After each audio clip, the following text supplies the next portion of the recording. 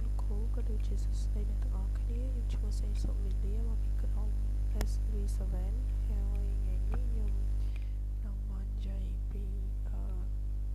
project midterm មួយដែល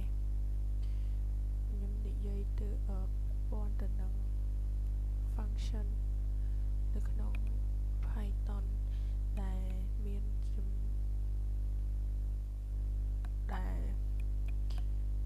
មានទាំងអស់8ចំណុចនៅក្នុងដែលខ្ញុំនឹងធ្វើការបកស្រាយនឹងអញ្ចឹងទី1ហ្នឹងគឺនឹងត្រូវយល់ថា function ហ្នឹងជាអីទី2ការបង្កើតហើយនឹង call function ទី3និយាយពី parameter ទី4 return value ទី5 default parameter ទី6 multiple argument ហើយនឹងទី7 keyword របស់ argument ទី8 arbitrary argument នឹងអញ្ចឹងកុំឲ្យខាត់ពេលយូរទៅនិយាយអំពីគេជា function ហើយ function នឹងជាអីអញ្ចឹងទី1 function នឹងវាគឺជា block មួយនៃ code ដែលអាចធ្វើការជាក់លាក់បានហើយ function ហ្នឹងវាក៏ជួយឲ្យការសរសេរ code របស់យើងនោះវាងាយស្រួលប្រើប្រាស់ឡើងវិញក៏ដូចជាបានរៀបចំឲ្យល្អផងដែរអូខេអាហ្នឹងចំណុចទី1ដែលនិយាយពី function ដែល understand what function ចឹងចំពោះចំណុចចូលដល់ចំណុចទី2នេះវិញការ create ហើយនឹង calling function ចឹងដើម្បីដំបូងដើម្បីបង្កើត function បានយើងត្រូវប្រើ keyword def ហើយបន្ទាប់មកមិនយើងអាច call function នឹងដោយប្រើឈ្មោះរបស់វាបានអញ្ចឹងជាក់ស្ដែងខ្ញុំលើកឧទាហរណ៍ឲ្យមើលគឺទី1ប្រើ keyword def នឹងដើម្បីប្រើ green ហើយយើង print hello មក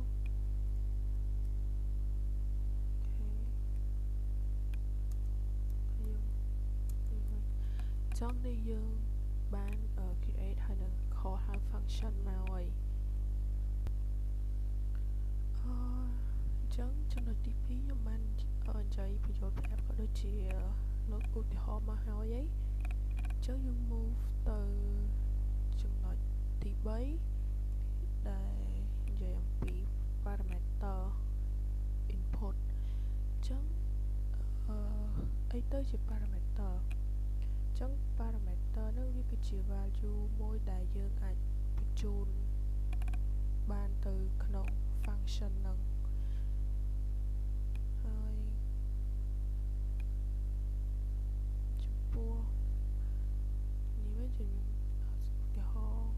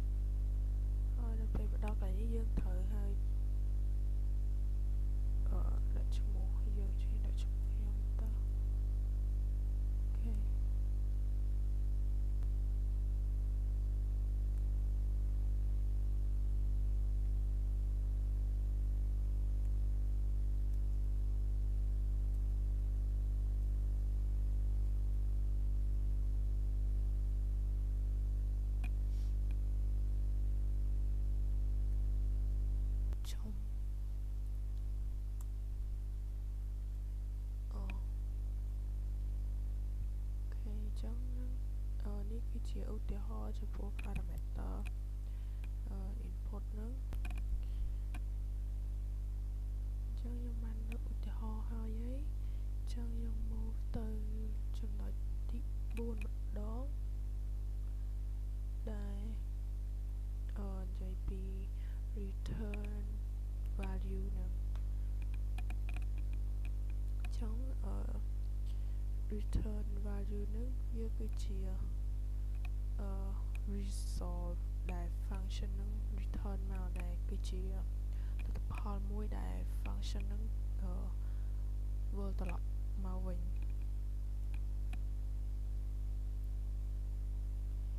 ហើយឧទាហរណ៍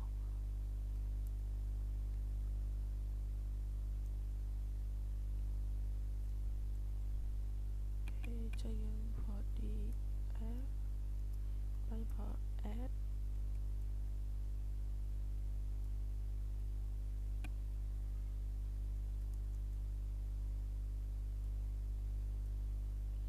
ចឹង a b ចឹងយើង print មក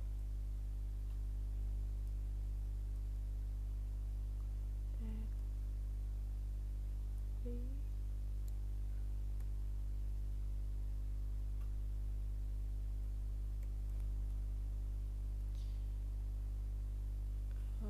នេះយើងប្រើ def នឹងទៅដែរហើយយើងប្រើ add មាន a ហើយនឹង b ចឹងយើង return a បូកជាមួយនឹង b ហើយនេះគឺជាតម្លៃលេខ 2 នេះគឺជាបក a លេខ 3 ជាបក b អញ្ចឹងយើងធ្វើការ run មកដើម្បីឲ្យថាតម្លៃ 2 ហ្នឹងវា return ចេញមកចំនួនប៉ុន្មានអូខេនេះចំនួន5សារតា a បូក b a 2 b 3ចឹងបូកចូលគ្នាទៅគឺមានចំនួន5ហ្នឹងហើយនេះដូចគ្នាដែរបើយើងចង់កូនយើងប្រើសញ្ញាផ្កាយហ្នឹងមកអញ្ចឹងនៅពេលយើង run មកគឺលេខហ្នឹងគឺគុណចូលគ្នា2គុណនឹង3គឺស្មើនឹង6អញ្ចឹងកន្លែងនេះគឺយើងចង់ដូរតម្លៃលេខក៏បានដែរ5មកហើយនេះគឺវាចេញមក15យើងដូរតម្លៃ b នេះក៏បានដែរអូខេចូលយក280អញ្ចឹងតម្លៃហ្នឹងគឺវាគុណបញ្ចូលគ្នាដោយសារយើងប្រើផ្កាយបើសិនជាយើងប្រើសញ្ញាបូកវាបូកចូលគ្នាឃើញ100ឃើញ61អូខេចឹងនេះគឺជាឧទាហរណ៍ក៏ដូចជាការនិយាយរបស់ខ្ញុំទៅកាន់ចំណុច return value ហ្នឹងចូលទៅដល់ចំណុចទី5 default របស់ parameter ចឹង default របស់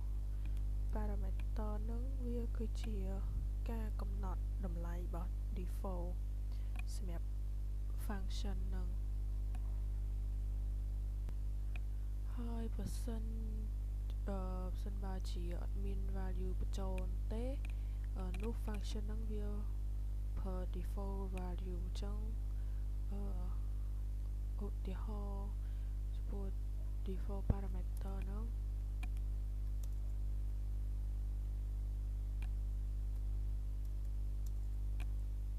ទីមួយ body f ទៅដែរ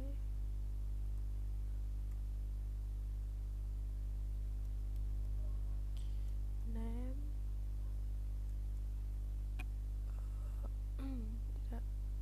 student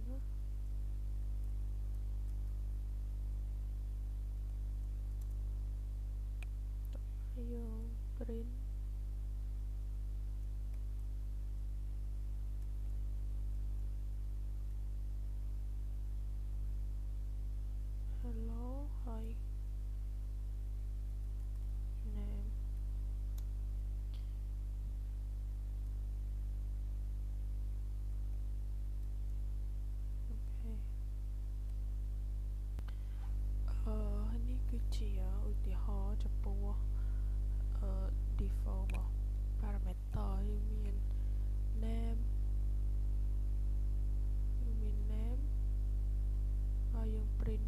hello មកហើយនៅក្នុងនឹង parameter មានstudent អូខេអញ្ចឹងចាប់ដើម move ទៅចំណុចទី6ម្ដងដែរនិយាយពី multiple arguments អញ្ចឹង multiple argument ហ្នឹងវាគឺជា function មួយដែលអាចទទួល argument បានច្រើនដែលវាអាចធ្វើឲ្យ function ហ្នឹងដំណើរការមានទិន្នន័យជាច្រើននៅក្នុងហ្នឹងអញ្ចឹងយើងឧទាហរណ៍មួយ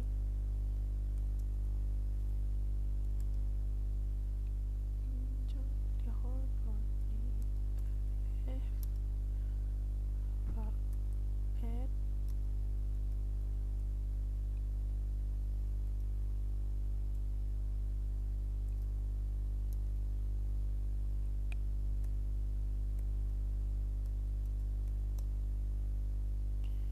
បន្ទាប់មកយើង return a បូក b បូក c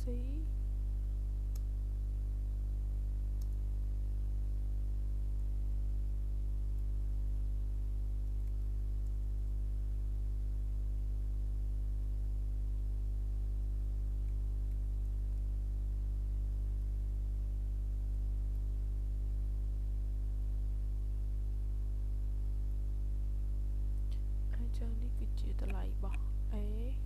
តម្លៃរបស់ b តម្លៃរបស់ c នេះគឺជាឧទាហរណ៍ចំពោះ multiple argument ដែលវាអាចទទួល argument បានច្រើនដើម្បីធ្វើឲ្យ function ហ្នឹងវាដំណើរការ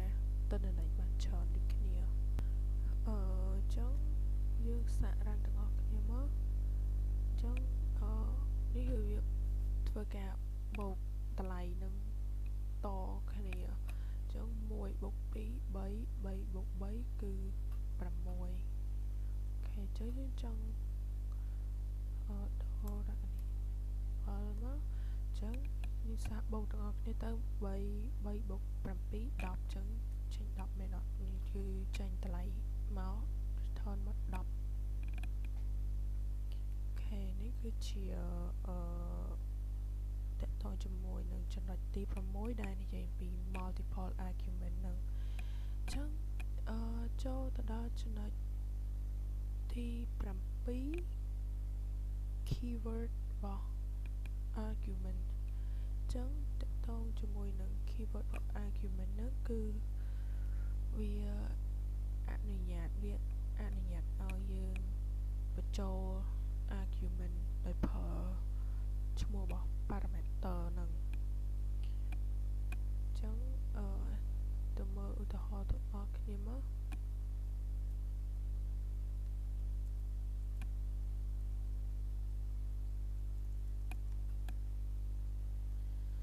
ប្រើ def ទៅដែរយើងប្រើ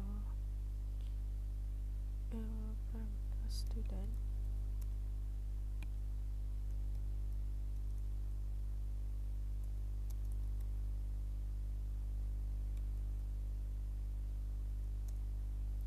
ហើយយើង print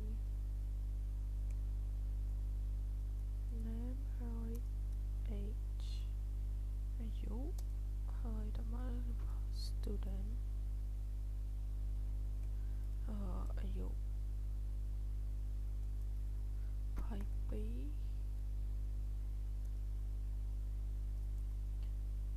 name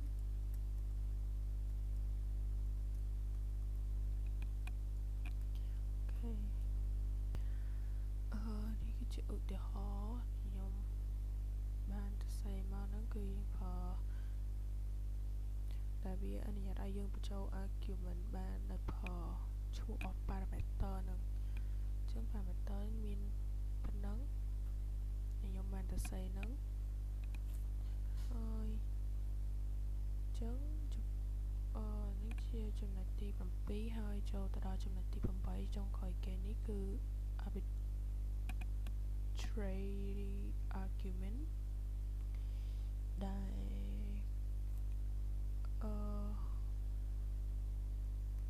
កន្លែងហ្នឹងគឺ wait sorry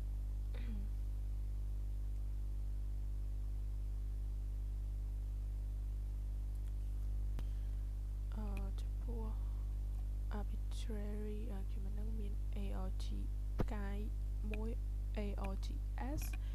ផ្កាយ2 kwargs ចឹងហើយកែចំណុចនេះមួយគឺអាហ្នឹងគឺវាអនុញ្ញាតឲ្យ function ទទួល argument ច្រើនហើយចំពោះអានេះវិញគឺវាអនុញ្ញាតឲ្យ keyword របស់ argument នឹងច្រើនចឹងអានេះគឺទទួលបានអនុញ្ញាតឲ្យ function ទទួល argument ច្រើនអានេះឲ្យ keyword ច្រើនអូខេចឹងយើងទៅមើលឧទាហរណ៍របស់ដើម្បីឲ្យវាទទួលបានអីគេ function ទទួល argument ច្រើនចឹងយើងប្រើ def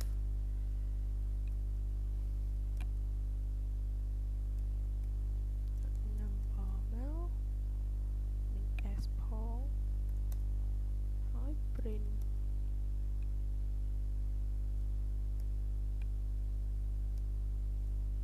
នៅក្នុងនោះមាន sum ហើយ number នេះគឺផ្កាយមួយនេះគឺវា allow វាអនុញ្ញាតឲ្យមាន function ច្រើនមានដែលអនុញ្ញាតឲ្យទទួលបាន function ដែលទទួលបាន argument ច្រើនអាហ្នឹងចំពោះ args ចឹងចូលទៅមើលបោះផ្កាយ2វិញ kwargs ហ្នឹងគឺវាអនុញ្ញាតឲ្យ keyword របស់ argument ហ្នឹងច្រើនចឹងដាក់ info កាយ data មកយើង print data ហ្នឹងអូខេនេះចំពោះនេះគឺ